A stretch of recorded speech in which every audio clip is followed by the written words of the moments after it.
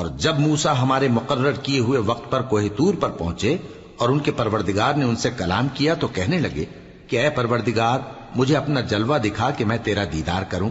فرمایا کہ تم مجھے ہرگز نہ دیکھ سکو گے، ہاں پہاڑ کی طرف دیکھتے رہو، اگر یہ اپنی جگہ پر قائم رہا تو تم مجھ کو دیکھ سکو گے۔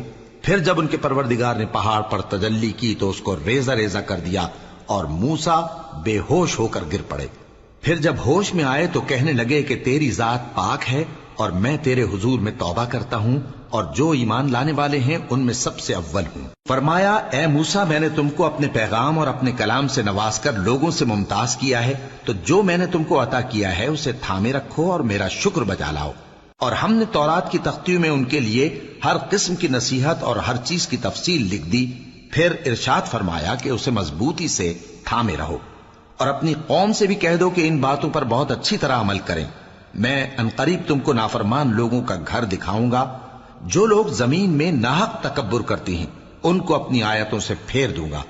اگر یہ سب نشانیاں بھی دیکھ لیں تب بھی ان پر ایمان نہ لائیں، اور اگر بھلائی کا رستہ دیکھیں تو اسے اپنا رستہ نہ بنائیں، اور اگر برائی کی راہ دیکھیں تو اسے رستہ بنا لیں۔ یہ اس لیے کہ انہوں نے ہماری آیات کو جھٹلایا اور ان سے غفلت کرتے رہے، اور جن لوگوں نے ہماری آیتوں اور آخرت کی پیشی کو جھٹلایا ان کے اعمال ضائع ہو جائیں گے۔ یہ جیسے عمل کرتے ہیں ویسا ہی ان کو بدلہ ملے گا۔ اور موسیٰ کے بعد ان کی قوم نے اپنے زیور سے ایک بچڑا بنا لیا، وہ ایک جسم تھا جس میں سے بیل کی آواز نکلتی تھی۔ ان لوگوں نے یہ نہ دیکھا کہ وہ نہ ان سے بات کر سکتا ہے اور نہ ان کو رستہ دکھا سکتا ہے، اس کو انہوں نے معبود بنا لیا اور اپنے حق میں ظلم کیا۔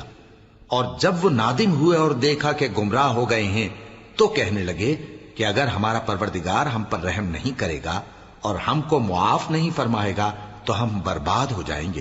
اور جب موسیٰ اپنی قوم میں نہایت غصے اور افسوس کی حالت میں واپس آئے تو کہنے لگے کہ تم نے میرے بعد بہت ہی برا کام کیا، کیا تم نے اپنے پروردگار کا حکم جلد چاہا؟ یہ کہا اور شدت غضب سے تورات کی تختیاں ڈال دی اور اپنے بھائی کا سر پکڑ کر اپنی طرف کھینچنے لگے۔ انہوں نے کہا کہ بھائی جان، لوگ تو مجھے کمزور سمجھتے تھے اور قریب تھا کہ قتل کر دیں، تو ایسا کام نہ کیجیے کہ دشمن مجھ پر ہنسیں اور مجھے ظالم لوگوں میں شامل نہ سمجھیے۔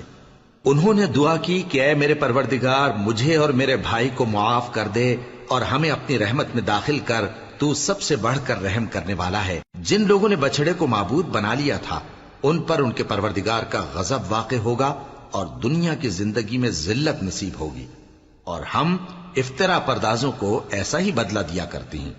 اور جنہوں نے برے کام کیے پھر اس کے بعد توبہ کر لی اور ایمان لے آئے تو کچھ شک نہیں کہ تمہارا پروردگار اس کے بعد بخش دے گا کہ وہ بخشنے والا مہربان ہے۔